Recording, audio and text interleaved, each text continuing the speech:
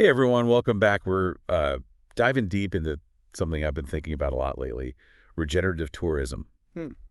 It's not just about like minimizing the harm we do when we travel. It's about actually leaving the places we visit better than we found them. Yeah, it's a real shift in thinking, right? It We've is. been talking about sustainable travel forever, but regenerative tourism, it's like a whole nother level. It's like actively restoring and enhancing a place socially, economically, even environmentally. Exactly. And to really dig into what that looks like, we're going to be looking at some key indicators laid out by researcher Asif Hussain. He's an Indigenous person and the founding director of the Sustainability and Resilience Institute of New Zealand. Oh, wow. Yeah, and he's done some really cool work in this area. I've read some of his stuff, yeah. It really struck me because he looks at it from both sides, Yeah. like what destinations and operators can DO. The supply side. Yeah, exactly. And then what tourists are actually looking for, the demand side. So smart. Like it acknowledges the whole tourism ecosystem. Hey. So let's start with the supply side. Hussein outlines 5 key indicators to help us measure how well regenerative tourism is working.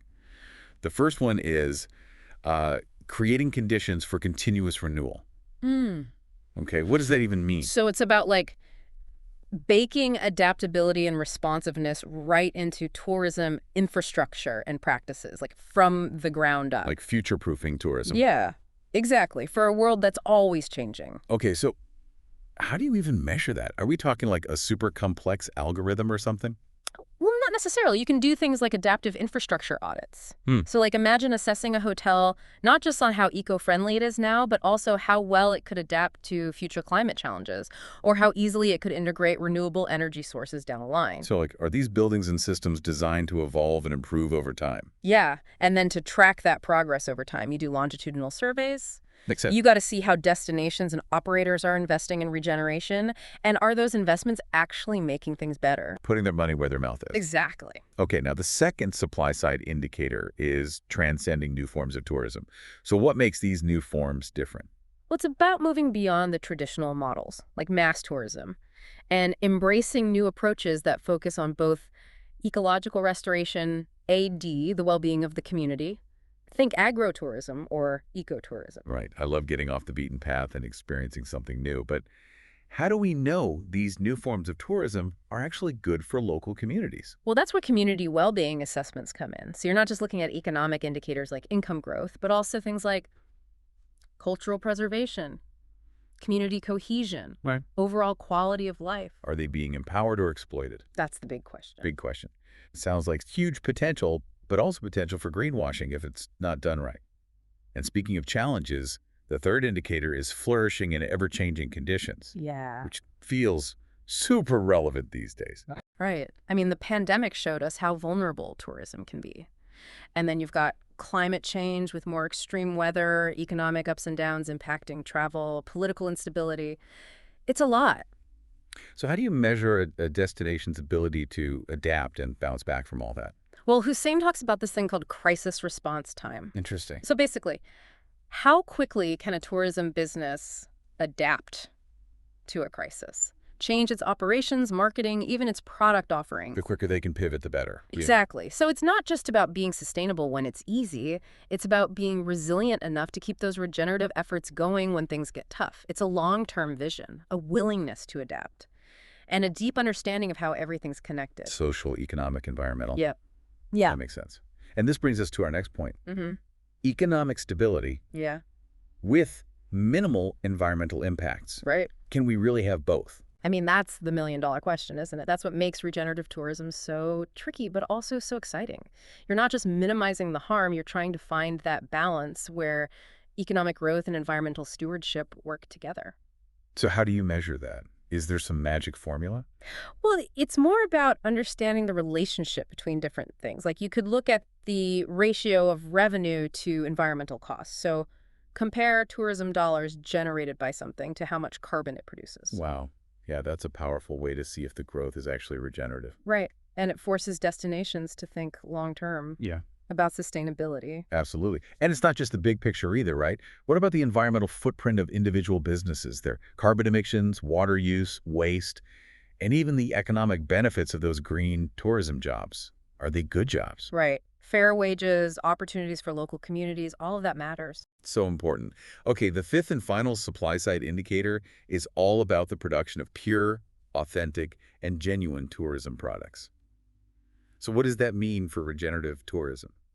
Well, it's about moving away from those generic, mass-produced experiences and offering things that are really rooted in the local culture and history, Mhm. the natural environment. Showcasing the real deal. Exactly. Creating experiences that are meaningful for visitors and beneficial for local communities. That makes sense. Yeah. But how do you measure something like authenticity? That's a good question. It's one of the trickiest parts of putting regenerative tourism into practice. Yeah. But one thing you can do is get feedback from both visitors and locals. Wow. Like, did this experience feel genuine? Did it connect you with the local culture in a meaningful way? I love that. Get both sides of the story. Right. If the scores are high, it's a good sign. Definitely. And then you can also do cultural impact studies, right, to see how tourism is affecting local traditions and arts and heritage. Exactly. Are those things being preserved, Yeah. or are they just being commodified for tourists? Yeah. Important questions. Okay, so we've covered a lot on the supply side. Now let's switch gears and talk about the demand side. What are tourists looking for when it comes to regenerative travel experiences?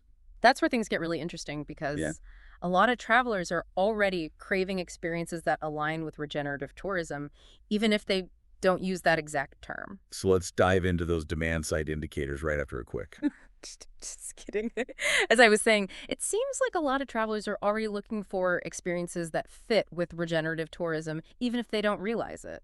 That's so cool. So what are they looking for? What's driving this shift? Well, one of the biggest things is that desire for authenticity, Yeah. you know, like real original experiences, connecting with a place and its people, not just the tourist traps and the Yeah, fake stuff. totally. It's like the difference between buying a mass-produced souvenir and finding a piece of local art that tells a story. Exactly. And destinations can actually like measure this demand for authenticity. You could ask visitors, did this experience help you understand the local culture? Or how unique were the things you did here? Makes you wonder if it's like a reaction to how everything's becoming so globalized. People want something unique, something you can only find there. Yeah, that's really interesting. And it makes sense, you know. In a world that's becoming so interconnected and digital, people crave real, tangible experiences. Travel can be a way to get that. I think you're right. Okay, so we've talked about authenticity. What about the demand for ethical experiences? It seems like more and more people want to know that their travel choices are making a positive impact. Absolutely. People are way more aware now of the impact of their travels, the environmental impact, the social impact. They want to support businesses that are doing things the right way. Sustainable practices, conservation, social responsibility. It's about aligning their values with their travel choices. So how do we measure that? Are we just taking people's word for it, or can you see it in how they actually behave? Imagine if booking platforms didn't just show you eco-friendly options, but let you filter your search by specific ethical criteria. You could find hotels with fair labor practices, tours that support conservation, restaurants that source locally. I would love that. That would be amazing. It would give so much power to the traveler. Exactly. You're voting with your dollars. And you can even track participation in ethics-based initiatives. Are people volunteering, joining conservation projects, supporting fair trade? Those actions show what they really care about. It's about being an active participant, not just a consumer. Right. It's about having an experience that makes a difference for you and for the place you're visiting. So we've got authenticity and ethical travel. What's the third demand-side indicator? The third one is the rise of activity-centered travel. It's a shift from passive observation to active participation. Instead of just seeing a place, travelers want to engage with it, learn from it, even help make it better. So, like, instead of just visiting a national park, you could join a trail restoration project. Exactly. Get your hands dirty. And these activity-centered experiences are perfect for regenerative tourism. We can measure demand by looking at how many people are signing up for things like tree planting or beach cleanups. Are they coming back for more? It's about having an experience that makes a difference, not just checking things off a list. Yeah. And when people have those kinds of meaningful experiences, they tell their friends, they come back again. It creates a ripple effect. So we've talked a lot about what travelers want, but how do we turn those desires into something real, something measurable? How do we make sure regenerative tourism is actually making a difference? That's a real challenge, right? And that's what we'll talk about next. So we've talked about what regenerative tourism is and why it matters. We know people want to travel in a way that makes a difference. But how do we know it's actually working? How do we move beyond good intentions and prove that all these efforts are actually making a difference? Yeah, that's where those tools and frameworks come in, like the ones we mentioned before. You got to go beyond just talking about sustainability and really look at what's happening on the ground. Okay, let's get into it. You talked about smart metrics before. Remind me what's so smart about them. Right. So SMART stands for specific, measurable, achievable, relevant, and time bound. A whole mouthful. I know, right? But it's all about setting goals that are clear, trackable, and actually lead to change. So instead of a hotel just saying, we're eco-friendly, they have to say something like, we're going to reduce our water usage by 10% this year by installing low-flow fixtures and having a linen reuse program. Exactly. Like, how are you going to do it? When are you going to do it? By what are you actually going to measure? Love it. Okay, now on to Likert scales. That takes me back to college psych classes. Didn't those have something to do with rating how much you agree with something? Yep, that's the one. Like, Likert scales. You rate how much you agree with a statement, usually on a scale from like 1 to 5 or 1 to 7. Super useful for understanding people's attitudes, their perceptions, even how satisfied they are. So for regenerative tourism, you could ask travelers, how much did this trip make you feel connected to the local culture? Or how much of a positive impact did you feel like your choices made? Right. And then destinations can see, okay, are we meeting people's expectations? Where can we improve? Like getting a grade on your regenerative efforts. Exactly. I'm into it. Okay, last one. Spider diagrams.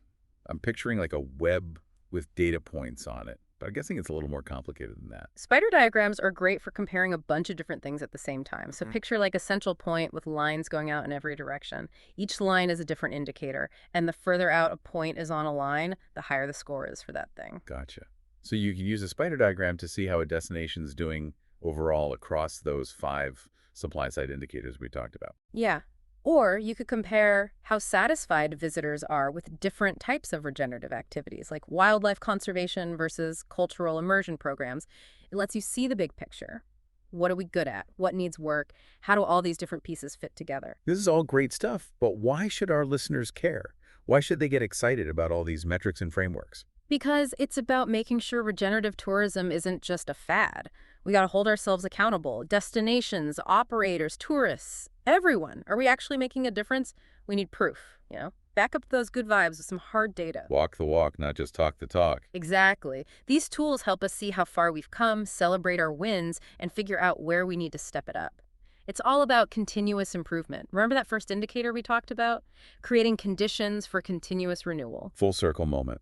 So it's not about crunching numbers for the sake of it. It's about using that data to make better decisions, be more adaptable, and create a future for travel that's truly sustainable and regenerative. Couldn't have said it better myself. And that brings us to our final thought for today. Think about your own travels. What role do you want to play in all of this? Are you looking for authentic, ethical experiences? Are you supporting businesses that are doing things the right way? Are you getting involved in activities that make a difference? It's something to think about. The future of travel is in our hands. It's not just about checking destinations off a list. It's about connection. It's about contribution. It's about leaving the world a little better than we found it. Such a powerful message. Thanks for diving into this with me. Till next time, happy travels, everyone.